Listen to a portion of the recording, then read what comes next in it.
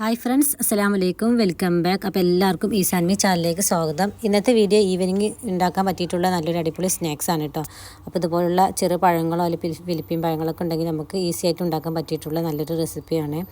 നേന്ത്രപ്പഴം കൊണ്ട് ഉണ്ടാക്കിയാൽ ഇത്ര ടേസ്റ്റ് ഉണ്ടാവില്ല കേട്ടോ. ഇതുപോലുള്ള ചെറുപഴങ്ങളോ ഇവിടെ ഫിലിപ്പീൻ പഴങ്ങളൊക്കെ കിട്ടാറുണ്ട്. അപ്പം ഇതുപോലുള്ള പഴങ്ങളൊക്കെ വെച്ചിട്ട് ഉണ്ടാക്കാൻ പറ്റിയിട്ടുള്ള നാട്ടിലൊക്കെ നമ്മുടെ ചെറുപഴങ്ങളൊക്കെ ഉണ്ടെങ്കിൽ അതുകൊണ്ടൊക്കെ ഉണ്ടാക്കാൻ പറ്റിയുള്ള റെസിപ്പിയാണ്.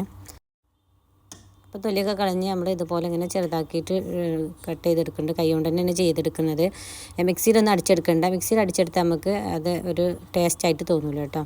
അതിങ്ങനെ നമുക്കൊരു ചെറിയതായിട്ട് ഇങ്ങനെ ഒരു കട്ടിയും വേണം. പിന്നെ ഇതിലേക്ക് ഇങ്ങനെ പൊടികളൊക്കെ ചേർക്കാനുണ്ട്. അതാ ഞാനിതുപോലെ നല്ല പഴുത്ത പഴമാണെങ്കിലും കുഴപ്പമില്ല കേട്ടോ. നമുക്ക് ഈസിയും ടേസ്റ്റി ആയിട്ട് ഉണ്ടാക്കിയെടുക്കാം. ഒരു 3-4 പഴം എടുത്തിട്ട് ഞാനിതുപോലെ ചെയ്തെടുത്തിട്ടുണ്ട്. ഈ കൈ കൊണ്ട് നല്ല ഉടച്ചെടുക്കണം. ഇതിലേക്ക് ഇനി വേണ്ടത് കുറച്ച് തേങ്ങ വേണം. കുറച്ചധികം തേങ്ങ ഇട്ടാൽ കുഴപ്പമില്ല കേട്ടോ. അത്രയ്ക്കും നല്ല ടേസ്റ്റ് ആവും. തേങ്ങ കൂടിപ്പോയാലൊന്നും പ്രശ്നമില്ല. അങ്ങനെ ഇതെല്ലാം കൈ കൊണ്ട് ഇങ്ങനെ ഉടച്ചെടുത്തിട്ടുണ്ട്. ഇനി ഇതൊരു കയ്യിലെടുത്തിട്ട് ടീസ്പൂൺ എടുത്തിട്ട് ഞാൻ ഇതിലേക്ക് പൊടികളൊക്കെ ചേർത്ത് കൊടുക്കുന്നുണ്ട് കേട്ടോ. ഇതെല്ലാം കൂടി മിക്സ് ചെയ്യാൻ വേണ്ടിയിട്ടാണ്. പിന്നെ ഇതിലേക്ക് ഞാനിതാ കുറച്ച് തേങ്ങ ചേർത്ത് കൊടുക്കുന്നുണ്ട്. ഇനി പിന്നെ ഇതിലേക്ക് വേണ്ടത് കുറച്ച് അരിപ്പൊടി, കുറച്ച് മൈദപ്പൊടി ഇട്ട് അരിപ്പൊടി ഒരു 1-2 ടീസ്പൂൺ അരിപ്പൊടി ചേർത്താൽ മതി. പിന്നെ ഇതിലേക്ക് കുറച്ച് അധികം മൈദപ്പൊടി തന്നെയാണ് വേണ്ടത്.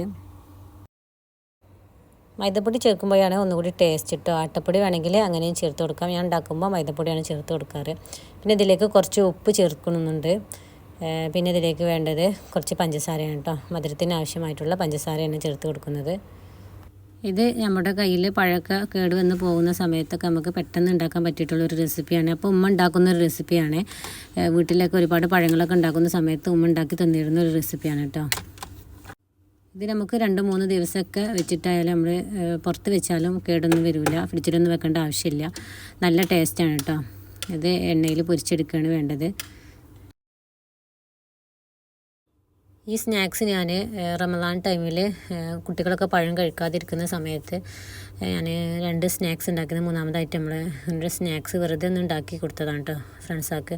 അപ്പോൾ അവർക്ക് എല്ലാവർക്കും ഇഷ്ടപ്പെട്ടിട്ടുണ്ടായിരുന്നു. പിന്നെ അവർ ഇതിൻ്റെ റെസിപ്പി എങ്ങനെ ഉണ്ടാക്കൽ എന്നൊക്കെ ചോദിച്ചിട്ടുണ്ടായിരുന്നു. അങ്ങനെ അവരുണ്ടാക്കിയിട്ടുണ്ടായിരുന്നു. പിന്നെ ഇതിന് ഫ്രൈ ചെയ്യാൻ വേണ്ടിയിട്ട് ഞാനൊരു പാൻ വെച്ചിട്ടുണ്ട്. അതിലേക്ക് ഓയിൽ ഒഴിച്ച് കൊടുക്കുന്നുണ്ട്. ഓയിലെല്ലാം ചൂടായി വരുമ്പോൾ നമുക്കിത് ഫ്രൈ ചെയ്തെടുക്കാം. പഴമുണ്ടെങ്കിൽ നമ്മുടെ വീട്ടിൽ ഉണ്ടാകുന്ന സാധനം വെച്ചിട്ട് തന്നെയാണ് ഈവനിങ് സ്നാക്സ് ഉണ്ടാക്കുന്നത്. ഈസിയാണ്, ടേസ്റ്റിയാണ്. അപ്പോൾ കുട്ടികൾക്കൊക്കെ ഒരുപാട് ഇഷ്ടപ്പെട്ടു കേട്ടോ. ഇത് നമ്മൾ ചൂടോടെ കഴിച്ചില്ലെങ്കിലും നമ്മൾ പിന്നെ ഒന്ന് തണുത്തിട്ടൊക്കെ കഴിക്കുകയാണെങ്കിലും പിറ്റേ ദിവസം കഴിക്കുകയാണെങ്കിലും ഒക്കെ നല്ല ടേസ്റ്റാണ്.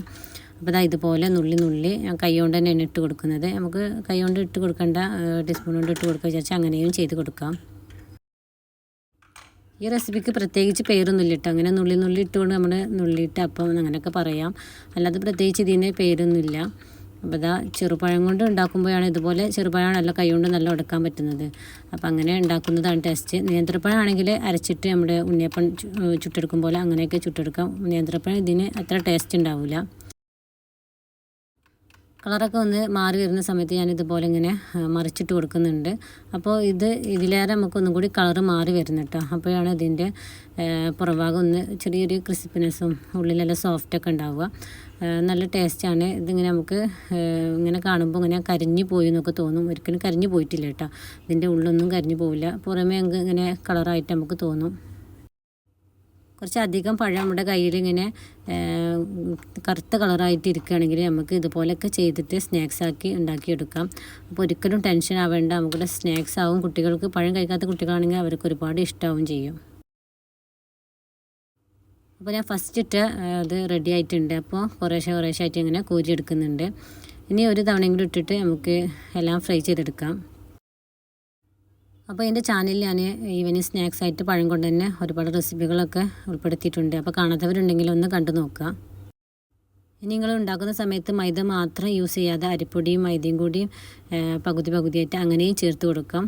കൂടുതൽ ക്രിസ്പി ഇല്ലാതിരിക്കാൻ വേണ്ടിയിട്ടാണ് മൈദ ഞാൻ കൂടുതൽ ചേർത്തത്. ഇത് പഴം കൊണ്ട് ഉണ്ടാക്കിയതായതുകൊണ്ട് ഉൾഭാഗം നല്ല സോഫ്റ്റാണ് കേട്ടോ. അപ്പോൾ ഇത് കട്ട് ചെയ്തിട്ട് തന്നെ കാണിക്കാം. ഇതിൻ്റെ ഉൾഭാഗം കരിഞ്ഞു പോയിട്ടില്ല. ഒട്ടും ഇത് ഉൾഭാഗം കരിഞ്ഞു പോവില്ല. ഇതിൻ്റെ പുറഭാഗം ഇതുപോലെയുള്ള കളറായിരിക്കും കേട്ടോ.